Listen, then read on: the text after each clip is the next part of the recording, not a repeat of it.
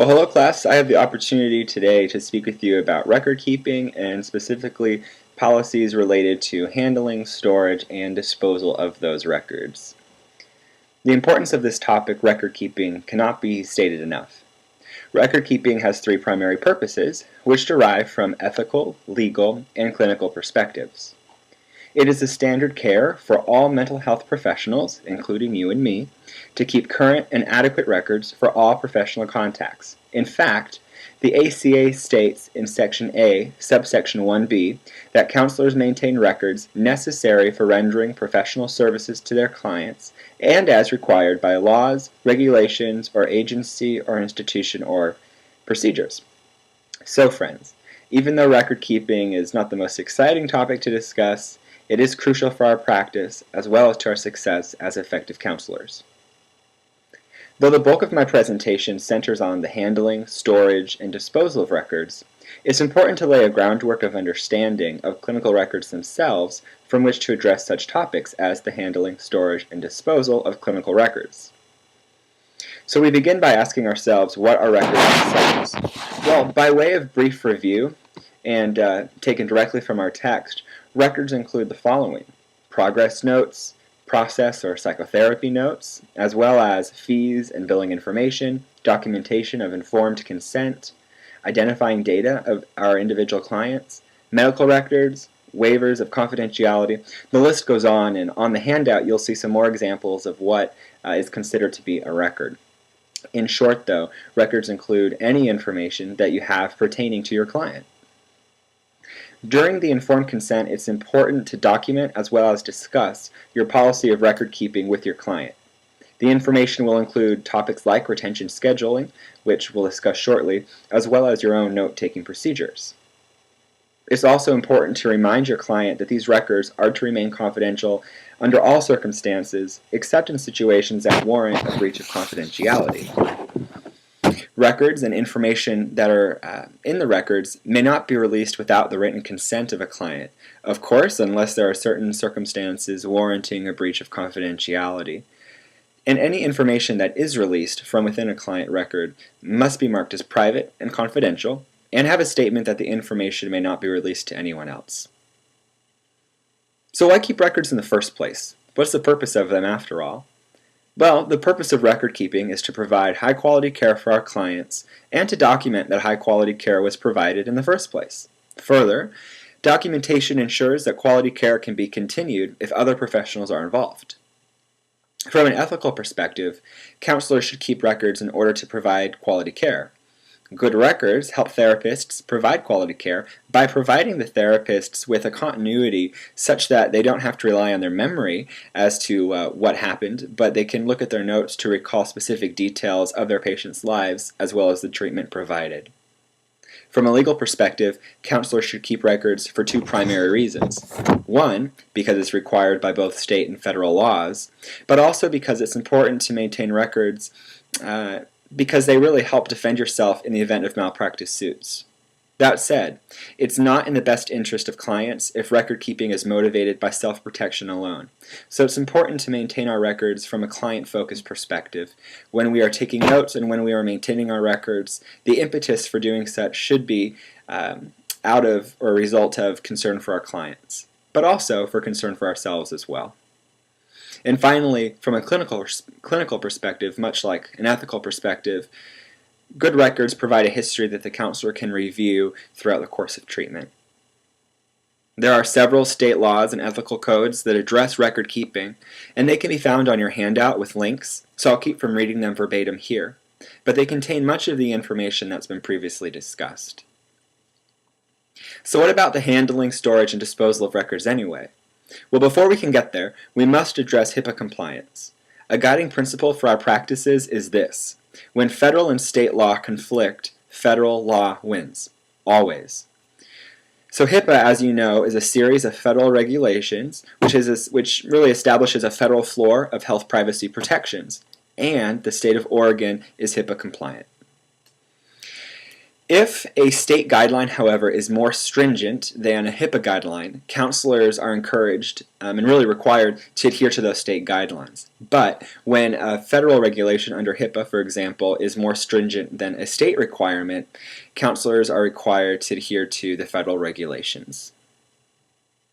So when we think about handling records, a counselor should make every effort to see that legible and accurate entries are made in client records as soon as is practical after service is rendered. Kay's recommendation was within 24 hours, and that recommendation really is concurrent with the majority of literature as well as ethical guidelines.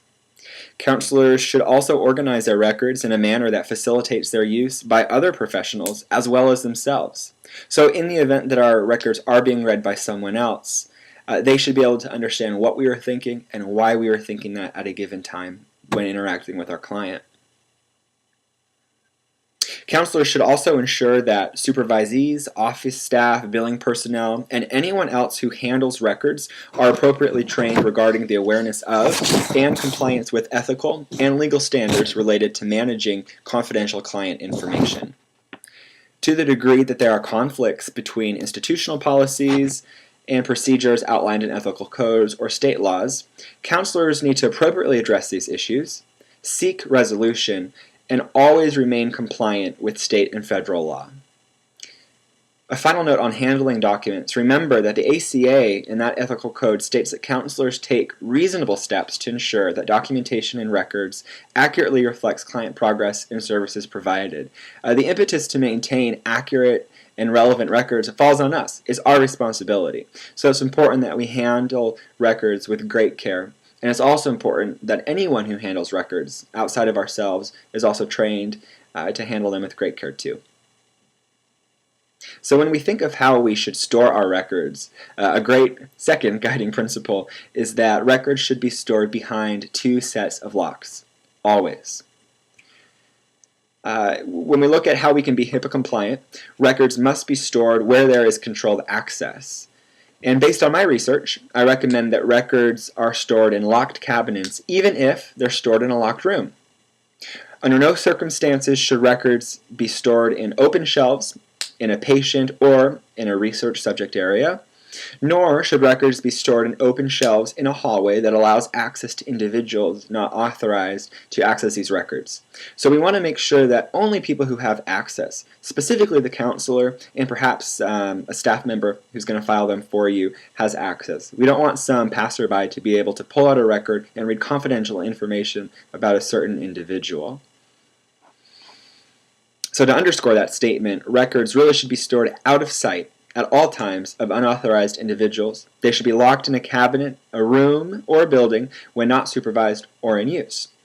At the end of the long day, when we're finishing our charting notes, it would be unacceptable to leave records on the top of our desk. They need to be locked away behind two sets of locks. Some suggestions I found as to how you lock them would be by using the traditional file cabinets that are locked, but you can also use mechanical keys, ID swipes, alarm keypad systems. If you do choose to use an alarm keypad system, it's important to change that keypad access code on a regular basis. From a lot of the research I found, that change should happen somewhere between every 4 to 6 months. If you're working in a large office, it's important to assign an individual, preferably one individual, to manage and document access issues. Who has keys? Who knows those keypad codes? It's important to identify individuals who have access so that we ensure that someone who doesn't have access isn't gaining access to the records. And finally, it's important to remove access to clinical records as soon as possible when an individual's status changes or if the individual leaves the clinical setting themselves. In this electronic age, one of the things we have to consider is electronic storage itself. The use of electronic methods in media, such as text messages, email, and electronic clinical notes, compels counselors to become aware of the unique aspects of electronic record keeping in their particular practice settings.